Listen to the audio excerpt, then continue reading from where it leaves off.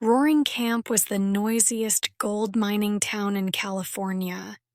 More than 100 men from every part of the United States had come to that little camp, stopping there for a short time on their way to getting rich.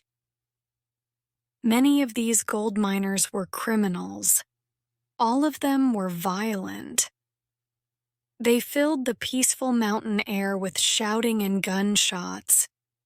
The noise of their continual fighting finally gave the camp its strange name.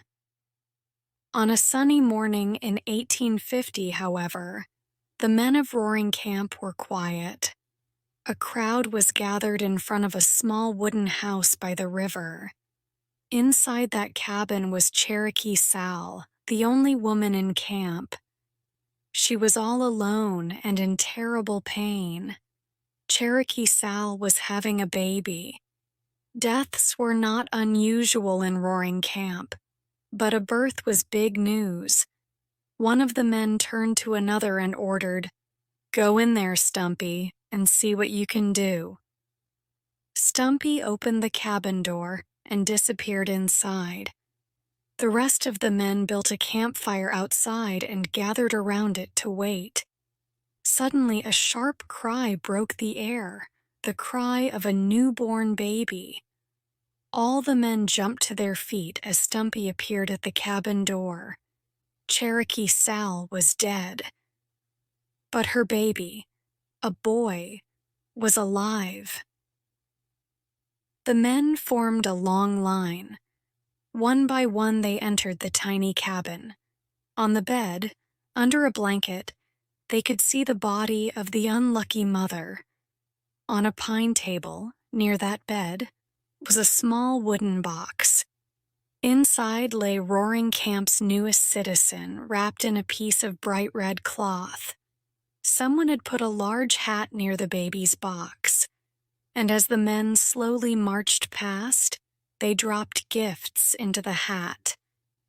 A gold tobacco box, a silver gun, a diamond ring, a lace handkerchief, and about $200 in gold and silver. Only one incident broke the flow of the men through the cabin.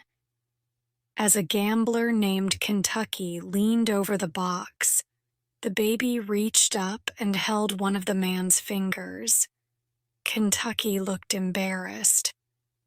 "That funny little fellow," he said, as he gently pulled his hand out of the box. He held up his finger and stared at it.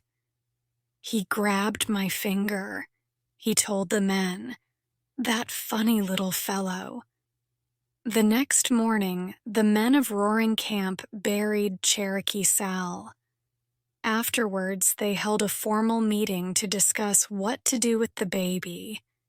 Everyone in the camp voted to keep the child, but nobody could agree on the best way to take care of it. Tom Ryder suggested bringing a woman into the camp to care for the baby. But the men believed no good woman would accept Roaring Camp as her home, and they decided that they didn't want any more of the other kind.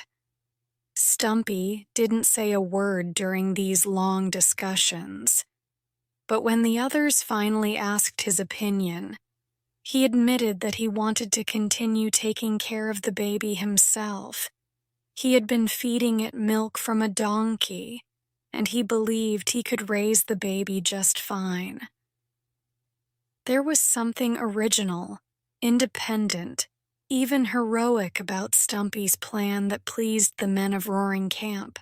Stumpy was hired. All the men gave him some gold to send for baby things from the city of Sacramento. They wanted the best that money could buy. By the time the baby was a month old, the men decided he needed a name. All of them had noticed that since the baby's birth, they were finding more gold than ever before. One day, Oakhurst declared that the baby had brought the luck to Roaring Camp. So, Luck was the name they chose for him, adding before it, The first name, Tommy. A name day was set for him.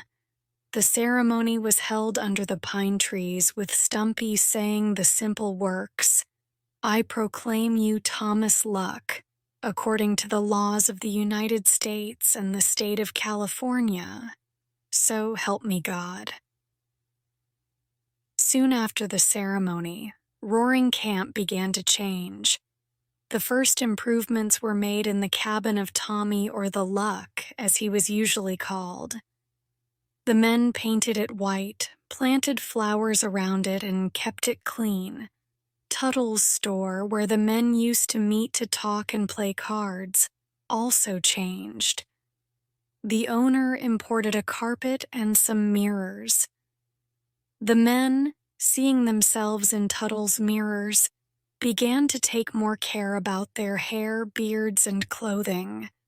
Stumpy made a new law for the camp. Anyone who wanted the honor of holding the Luck would have to wash daily.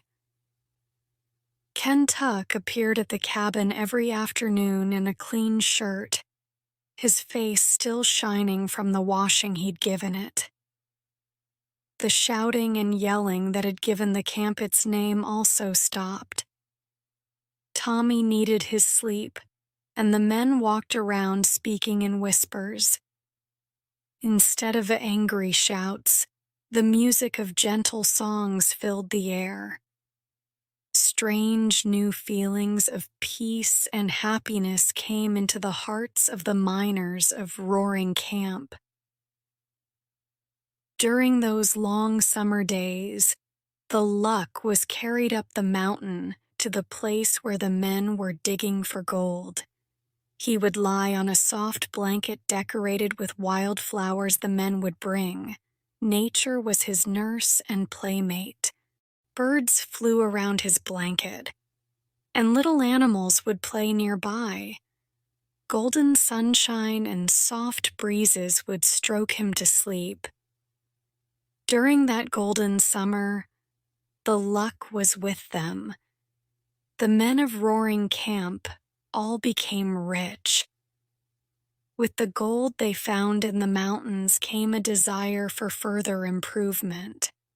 The men voted to build a hotel the following spring.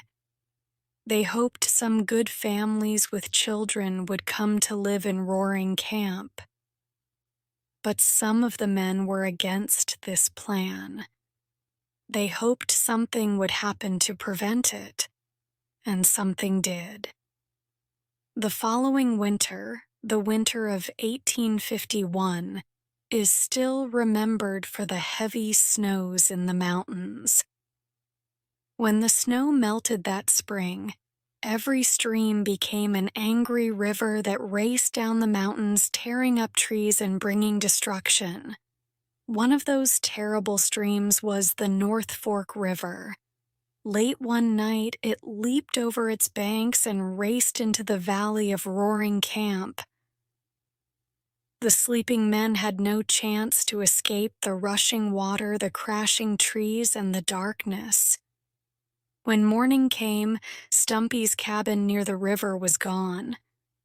Further down in the valley, they found the body of its unlucky owner. But the pride, the hope, the joy, the Luck of Roaring Camp had disappeared. Suddenly, a boat appeared from around a bend in the river. The men in it said they had picked up a man and a baby. Did anyone know them? Did they belong here? Lying on the bottom of the rescue boat was Ken Tuck.